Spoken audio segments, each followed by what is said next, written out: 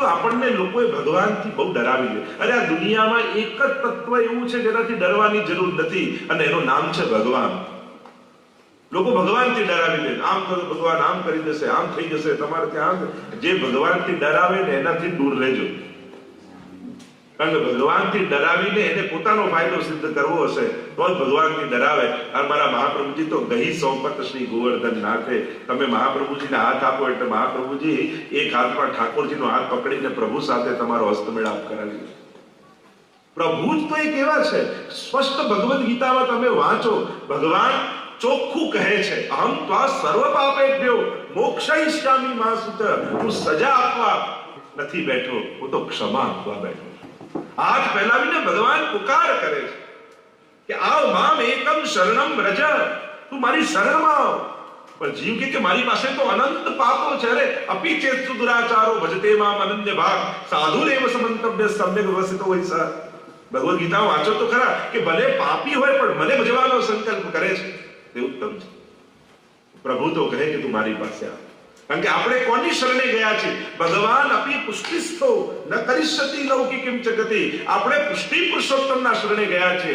આપણે કોઈ જ્ઞાન માર્ગી પરમાત્માને શરણે નથી ગયા જે તટસ્થ ભાવે બેઠા બેઠા બધું જોતો હોય. આપણે કોઈ કર્મ માર્ગી પરમાત્માના શરણે નથી ગયા જે તમે શરણે જાઓ એટલે હિસાબના ચોપડા ખોલીને બેઠો હોય. આપણે તો પુષ્ટિ પુરુષોત્તમ, પુષ્ટિનો અર્થ થાય કૃપા. એ કૃપાલુ પ્રભુના શરણે ગયા છીએ કે જે જીવ જાતે હોય કોઈ રે તેને તત્ક્ષણ સર્વે સુખ હોય રે, તેને શ્રી વિઠ્ઠલ નાથ વિચારે રે, તેને પ્રગટ પદાર્થ વિચારે.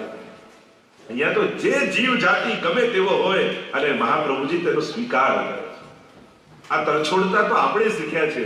મહાપ્રભુજી તો કોઈને તરછોડ્યા નથી, બધાને સ્વીકાર્યા છે, દરેકને અપનાવ્યા છે. રૂપમારી દાસ શિકારી હતા, મરેલા પક્ષીઓને લટકીને ખભામાં પડ્યા છે અને સામે મહાપ્રભુજી વિરાજમાન છે અને એમને જોઈને પૂર્ણ પુરુષોત્તમના દર્શન થયા. મનમાં થયું કે આમની શરણે જઈશ તો મારો ઉદ્ધાર થશે. અને મરેલા પક્ષીઓ લટકેલા છે, લોહીથી ખરડાયેલા વસ્ત્રો છે, અને મહાપ્રભુજી પાસે આવીને કહે કે મારો ઉદ્ધાર થઈ શકે. મહાપ્રભુજી કે હા, તારો પણ ઉદ્ધાર થઈ શકે. જ્યાં સ્નાન કરીને આવ. અને મરેલા પક્ષીઓ ઝાડ પર લટકાવ્યા, વસ્ત્રો લટકાવ્યા, જ્યાં ડૂબકી લગાવી ત્યાં જુએ તો પક્ષીઓમાં પ્રાણ આવી ગયા, પાંખો ફેલાવીને આકાશમાં ઉડી ગયા, વસ્ત્રો આપણે સ્વચ્છ થઈ ગયા. અને જાણે એ જોઈને ભરોસો થઈ ગયા, આ પક્ષીઓ નતા, આ તો મારા પાપ હતા જે આજે મને છોડીને જતા રહ્યા. તો જે શ્રદ્ધા જગાવે એ ગુરુ, જે શંકા મનમાં આપે એ ગુરુ, જે ભય આપે એ ગુરુ નહીં, જે નિર્ભય બનાવે એ ગુરુ છે. તો અહીંયા તો નિર્ભય કીધા સિર પર ધરી બીજ પાણ. વલ્લભ આખ્યાનમાં તો કેટલી અદ્ભુત વાતો કરી છે કે ગુસાઈથી નિર્ભય બનાવે. આમ દોષ થઈ જશે, અપરાધ થઈ જશે, પાપ લાગી જશે, આવું જે ડરાવી રાખે ને એ સારો ગુરુ નથી. જે આશાવાન બનાવે એ ગુરુ છે, જે શ્રદ્ધાવાન બનાવે એ ગુરુ છે. અને એટલા માટે જ્યારે મહાપ્રભુજી જેવા ગુરુ આપણને મળે ત્યારે એક નવી આશા જગાવે કે ભલે અનંત જન્મોથી અપરાધ કરતો આવ્યો છું, અનેક પાપોથી તું ખરડાયેલો મલિન થયેલો છે, પણ અમારા ઠાકોરજી એવી માં છે કે ગમે તેટલી તૈયાર થયેલી માં ઊભી હોય પણ બાળક જો કીચડમાં પડી જાય તો દોડતું લઈને ખોળામાં લઈ. અને મારું બાળક છે ને એમ અમારા શ્રીનાથજી બાબા પણ ગમે તેવો જીવ કેમ ન હોય દોડતા થઈને એને ખોળામાં લઈને છે. અમારા મહાપ્રભુજી એનો સ્વીકાર કરે. કેવા કેવા જીવો આવ્યા મહાપ્રભુજીના ગુસાઈજીના શરણે. કોઈ ચોર હતા, કોઈ ડાકુ હતા, કોઈ ગણિકાઓ હતી, કેવા કેવા જીવ. અરે જે જીવ જાતિ હોય, કોઈ કેવલ મનુષ્ય નહીં, પેલા હંસ હંસીને પણ શરણે લીધા, કબૂતર કબૂતરીને પણ શરણે લીધા, કેવા કેવા જીવોને શરણે લીધા. એટલે ચોરની વાર્તા આવે ને કે ચોર હતો અને ગુસાઈજીમાં પ્રભુના દર્શન થયા, શરણે આવ્યો, બ્રહ્મ સંબંધ લીધો. ગુસાઈજીએ કહ્યું કે હવે તું ચોરી કરવાનું બંધ કર. કહ્યું કે મહારાજ એ તો નહીં થાય, સ્વભાવમાં એવું પડી ગયું છે ચોરી કરવાનું, હવે એ તો નહીં છૂટે, બીજું કંઈ પણ કોઈ કરીશ. ગુસાઈજીને તું આ એમ નહીં છોડે, ચાલ બીજું વચન આપ, આજ પછી તું ખોટું નહીં બોલે. હા પ્રભુ, એ થશે, સાચું બોલવાનું પ્રણ લઉં. અને મનમાં થયું કે હવે વૈષ્ણવ થયા, એકવાર રાજાને ત્યાં ચોરી કરી લઉં તો વારે ઘડી ચોરી કરવાનું બંધ થઈ જાય. પણ ગુસાઈજીને વચન આપ્યું છે કે ખોટું નહીં બોલું. એટલે ગયો રાજાના મહેલમાં, દ્વારપાલે લોકો ક્યાં છે, કોણ ક્યાં જાય છે. એટલે હું ચોર છું, રાજાને ત્યાં ચોરી કરવા જાઉં. પેલાને હસી આવી કે આ મજાક કરે છે, હમણાં સવાર સવારે ક્યાં મજાક કરે, જ્યાં અંદર. પેલા જો મસ્કરી કરે, અંદર મોકલી દો. એવા જે મળે પૂછે કોણ છો, ક્યાંથી? હું ચોર છું, રાજાને ત્યાં ચોરી કરવા આવ્યો છું. અને એમને થયું કે રાજાનો ખાસ મિત્ર લાગે છે, તો જ આવી મસ્કરી કરે. એમ કરતા કરતા છેક રાજાના ભંડારમાં તોષાખાના ખજાનામાં પહોંચી ગયો અને બધું પોટલું બાંધીને નીકળ્યો અને પેલા દ્વારપાલે રોક્યું કે આ શું લઈ જાય છે? તને કહ્યું તું ચોરી કરવા જઉં છું, આ રાજાનું ધન લઈને જાઉં. પેલો કે ક્યાં મજાક કરે, ચાલ નીકળ. ઘરે આવી ગયો અને મનમાં વિચાર થયો કે જો ગુસાઈજીની એક વાત માની સાચું બોલ્યો તો આ રાજાનું ધન મળ્યું, જો ગુસાઈજીની બધી વાત માનીશ તો સાક્ષાત ઠાકોરજીની કૃપાનું ધન મને મળી જશે. અને ત્યાર પછી એને મુક્ત થઈને ગુસાઈજીનો સેવક થયો. એમાં તો કેટલાય પ્રસંગો આપણને વાર્તા સાહિત્યમાં જોવા મળે. રસખાનની વાર્તા જો કેવા હતા અને કેવા થઈ ગયા. આ જ ગુરુ કૃપા છે. અને ગુરુ કૃપા શ્રદ્ધાવાન જીવને કરે છે, આશાવાન કરે છે, ભયભીત નથી કરતા. ક્યારે પણ કોઈને પણ ધર્મના નામે ડરાવવું નહીં. પાપ, અપરાધ ને આ બધા શબ્દોનો એટલો બધો આપણે પ્રયોગ જરૂરતથી વધારે આ શબ્દો વાપરીએ છીએ. નથી લાગતું તમને દોષ લાગશે ને અપરાધ લાગશે ને અપરાધ લાગશે ને દોષ લાગશે? આ પુષ્ટિ માર્ગમાં તો એવા ડરાવી દીધા હોય કે પેલા કે આપણાને તો ફાવશે જ નહીં, હમણાં કંઈક અપરાધ થશે. અરે પ્રભુનો સેવાનો જે આનંદ મળે છે અને કેવલ પ્રભુ તરફ દ્રષ્ટિ કરો ને, તમારા બધા અપરાધો ત્યાં મળી જાય. ઠાકોરજીના દ્રષ્ટિ પડે તમારા ઉપર, સર્વ સમાપ્ત થઈ જાય. અને એટલા માટે અપરાધથી ડરીને ભગવાનથી દૂર રહેવું એનાથી મોટો કોઈ અપરાધ નથી. કોઈ ડરવાની જરૂર નથી, કોઈ અપરાધ દોષ લાગવાનો નથી. મહાપ્રભુજી છે ને, એમણે તો વચન આપ્યું છે કે હા શ્રીનાથજી બાબાએ બ્રહ્મ સંબંધ સમયે કે આ જીવનો ક્યારે દોષ સામે હું નહીં. એવા વચને શ્રીનાથજી બાબા બંધાયેલા છે. આપ જેને શરણે કરશો, 4 વચને બંધાયા બ્રહ્મ સંબંધ સમયે. પવિત્ર એકાદશીના દિવસે જ્યારે સાક્ષાત ભગવતા પ્રોક્તમ તદક્ષરસ ઉચ્યતે, સાક્ષાત પ્રભુ પ્રગટ થયા, 4 વચન મહાપ્રભુજીને આપ્યા. પહેલું વચન આપ્યું કે આપના દ્વારા જે જીવ મારા શરણમાં આવશે એ જેવો છે એવો સહદોષ એનો સ્વીકાર કરે. બીજે બધે પહેલા શુદ્ધિ છે, પછી સ્વીકાર. પુષ્ટિ માર્ગમાં પહેલા સ્વીકાર છે અને સ્વીકાર દ્વારા શુદ્ધિ છે. કારણ કે સુધરવા જઈશું તો આખી જિંદગી સુધરવામાં જ ખતમ થઈ જશે.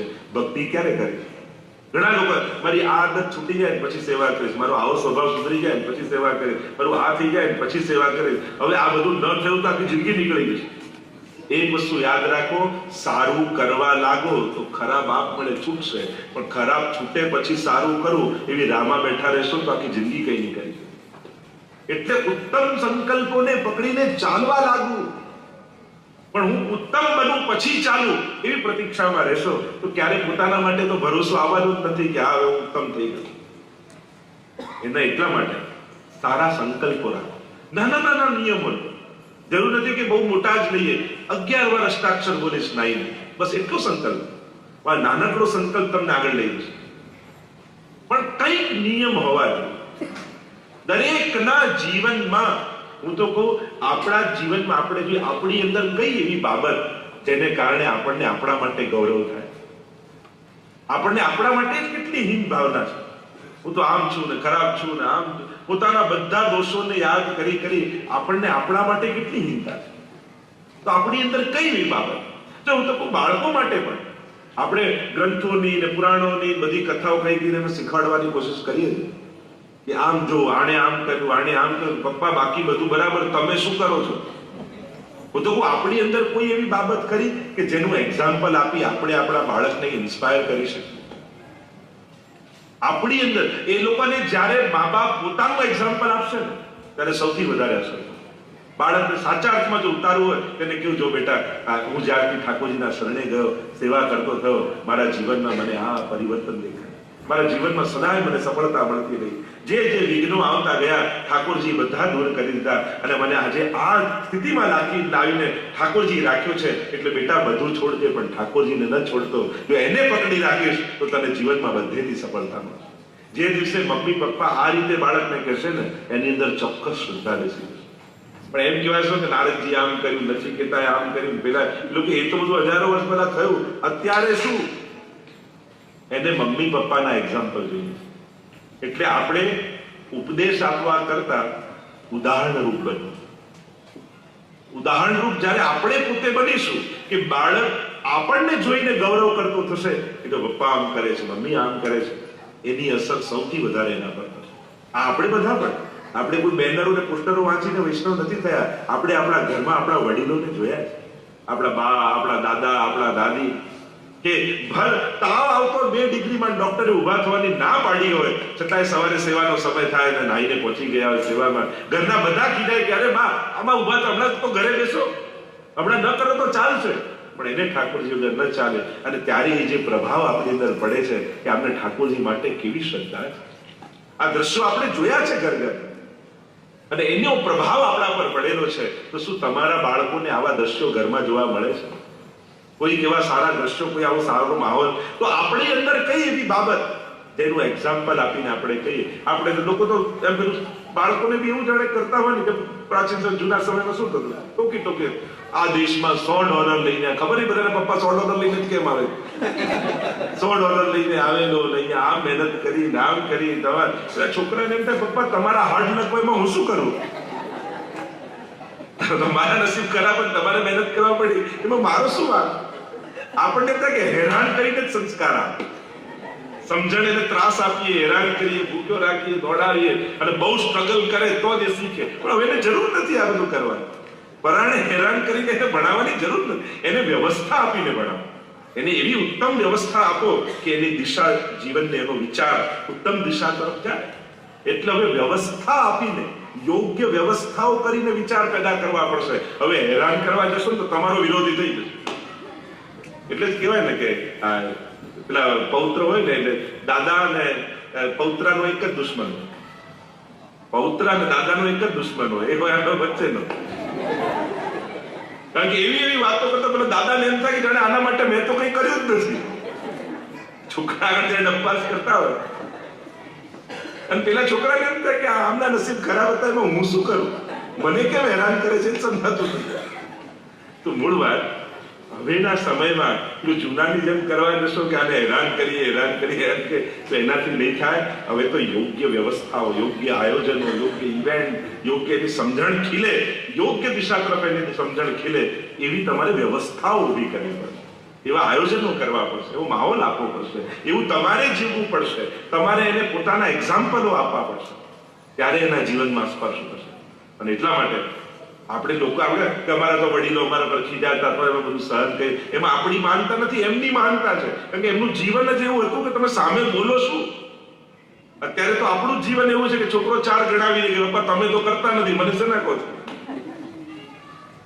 અત્યારે મૂળ વાત છે એ મોટાઓની માનતા હતી, આપણી માનતા નથી કે આપણે સામે નતા બોલતા.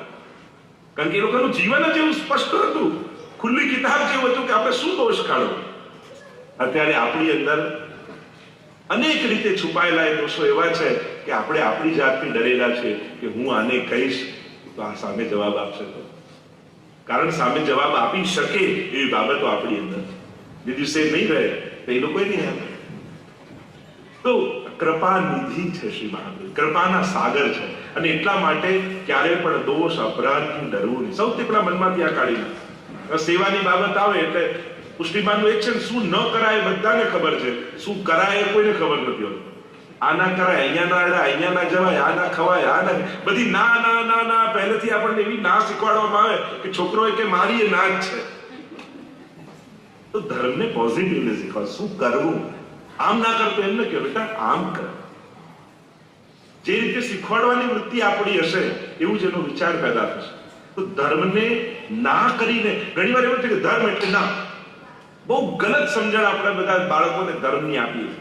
ધર્મ એટલે ના નથી, ધર્મ એટલે હા છે. રસ્તામાં રેડ લાઇટ હોય, કોઈને ઊભા રાખવા માટે નથી, પણ કોઈ ગ્રીન લાઇટમાંથી પાસ જઈ શકે એના માટે, તો આ રોકવા માટે નથી, કોઈના જવા માટે છે. ધર્મ પણ યોગ્ય દિશામાં ગતિ થાય એના માટે છે, ક્યાંક પડી ન જઈએ એના માટેની સુરક્ષા છે. તો આ જ્યારે ધર્મ એટલે ના ના ના ના થઈ જાય છે તો લોકોને ભાર બની જાય છે. ધર્મ ભાર ન બનવો જોઈએ, ધર્મ આનંદ બનવો જોઈએ. કારણ કે જ્યાં આનંદ હોય ત્યાં જ આકર્ષણ હોય છે. લોકો આનંદ તરફ, જેને જ્યાં ખુશી મળે એ તરફ જ આકર્ષાય છે. તમે ધર્મમાં ખુશી નથી આપી શકતા, આનંદ નથી આપી શકતા, અને પરાણે બાળકોને લાવવા, યુવાનોને લાવવા જાવ તેમને મજા જ નથી આવતી. તમે આનંદ અનુભવ કરાવી શકો છો? આપણે તો બંધન અને ભાર રૂપે જ ધર્મને પ્રસ્તુત કરીએ છીએ, અને ધર્મ નીરસ લાગે છે. એટલા માટે કૃષ્ણ તો કેવો આનંદમય છે. આપણે જે તત્વને ભજીએ છીએ એ તો બાળકને આનંદ આપે ને વડીને આનંદ આપે છે. એ રમતો, ખેલતો, ગાતો, હસતો કૃષ્ણ જેવું તત્વ તમને ક્યાં મળે? અને કૃષ્ણ તત્વ એવું છે કે એને ભજનારો બધાને પ્રેમ કરનારો. ભગવાને પણ કઈ સંસાર છોડીને ભાગી જવાનું કહ્યું નથી. અમારા ઠાકોરજી તો દરેક સંબંધો નિભાવીને બતાવે છે કે દીકરો કેવો હોય તો કૃષ્ણ જેવો, ભાઈ કેવો હોય તો કૃષ્ણ જેવો, મિત્ર કેવો હોય તો કૃષ્ણ જેવો, પતિ કેવો હોય તો કૃષ્ણ જેવો, દરેક સંબંધોમાં જીવીને બતાવે. અને અત્યારના સમયમાં આ સમજવાનું છે, સંન્યાસીઓ તો ઘણા થઈ ગયા છે, હવે સારા સંસારીઓની વધારે જરૂર છે દુનિયા. સારો પિતા કેવો હોય, સારો પતિ કેવો હોય, સારો ભાઈ કેવો હોય, આવા સારા સંસારીઓ જે આઈડિયલ હોય સમાજ માટે, એવાની વધારે જરૂર છે અત્યારે. આપણને 7 વાર શીખવાડવામાં આવે છે, પણ 8મો વાર આપણે ભૂલી જઈએ છીએ, અને 8મો વાર છે પરિવાર. કારણ કે 7 વાર યાદ રહ્યા પણ આખો દિવસ દોડતા રહ્યા, અને જો 8મો વાર જો ભૂલી ગયા ને તો જીવનમાં ઘણું બધું ગુમાવી દઈશું.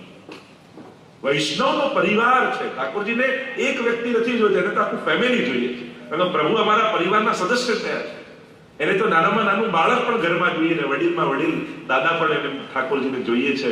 પ્રભુ જેના ઘરે વિરાજતા હોય એ પ્રભુ તો એમ ઈચ્છે કે આનું ઘર પૂરું ભર્યું પૂર્યું. આ પરિવાર, આપણે તો ગુરુમાં પણ સંન્યાસની પરંપરાથી એટલે નવા આખ્યાનમાં 9મા આખ્યાનમાં નિત્ય પ્રતિ ક્ષણું ક્ષણું શ્રી વલ્લભનો પરિવાર વ્યવસ્થા. આપણે ત્યાં વલ્લભ કુલ છે, એમ વૈષ્ણવ કુલ છે. પરિવાર સાથેની ભક્તિ છે. સંન્યાસી એકલો તરે છે, પણ એક આદર્શ વૈષ્ણવ આખા પરિવારને તારતો હોય છે. અને અત્યારે જરૂર છે આદર્શ પરિવારો. સારા સંસારી બનો તો સારા ભક્ત બની શકે. એટલે સારા સંસારીઓની જરૂર છે. અત્યારના સમયનો સૌથી મોટી સંકટ દુનિયામાં એ છે કે વિખરાતા પરિવાર, છૂટતા લોકો. અત્યારના લોકો ડેવલપમેન્ટ વિકાસ જે વાત કરે છે, પણ આ વિકાસ કઈ તરફ જઈ રહ્યો છે આપણે તો વિચાર કરીએ. કારણ કે વિજ્ઞાન કોશિશ એવું કરી રહ્યો છે કે માણસ વગર જીવી શકે, એનો પ્રયાસ ચાલે. આજે થઈ ગયું, પેલા તમે સ્ટેશન એરપોર્ટ જતા, રેલવે સ્ટેશન બધા એક જોડે વાત કરતા, હવે બધા જ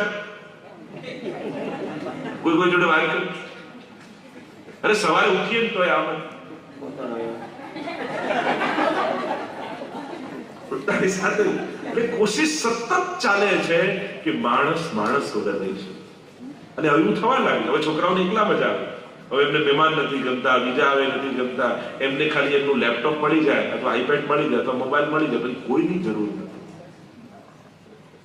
એટલે માં કરતા સિનેમા વધારે ગમાડે, એને એકલા ગમે, અને એમાં વિક્ષેપ પાડે તો કોઈ નથી. એટલે વિજ્ઞાનની આ એક સૌથી મોટી ભૂલ એ થઈ રહી છે કે વિજ્ઞાન સતત કોશિશ કરે છે કે માણસ વગર માણસ જીવી શકે. અને જ્યારે વિજ્ઞાન સફળ થઈ જશે ત્યારે માનવ જાતિને સૌથી મોટું નુકસાન થવાનું છે. જ્યારે માણસને માણસની જરૂર નહીં રહે ત્યારે આ દુનિયા બહુ જ શુષ્ક બની જશે. આપણે કઈ દુનિયા આગળ વધી. પહેલા જે ઓફિસમાં જતા તો 15 મિનિટ લાગતું, આજે એટલું ટ્રાફિક વધ્યું કે અડધો કલાક લાગે છે એ જગ્યાએ પહોંચતા. તો આપણે આગળ ગયા પાછળ ગયા. 10 વર્ષ પહેલા જયારે 15 મિનિટમાં પહોંચતા, આજે એક જગ્યાએ અડધો કલાકે પહોંચે. એક જ કારમાં 5 જણા જતા હોય, કોઈ લંડન વાત કરતું, કોઈ અમેરિકા વાત કરતું, કોઈ એકબીજા જોડે કોઈ વાત ના કરતું. તો વિપત્તિ એ આવી છે કે માણસ મશીન સાથે એટલું બંધનોમાં જોડાઈ રહ્યો છે કે એના બધા જ ઇમોશન ત્યાં સંતોષાઈ રહ્યા છે. માણસ વગર જીવવાનો પ્રયાસ કરી રહ્યો છે, અને આ બહુ ખતરનાક વસ્તુ છે.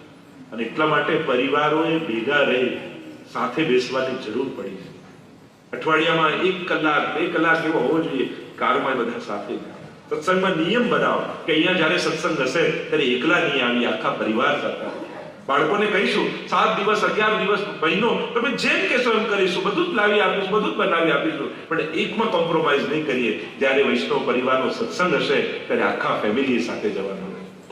આ જો નિયમ ઘરે ઘરે બની જાય તો તમારા ઘરમાં વૈષ્ણવ ધર્મ જીવતો રહેશે.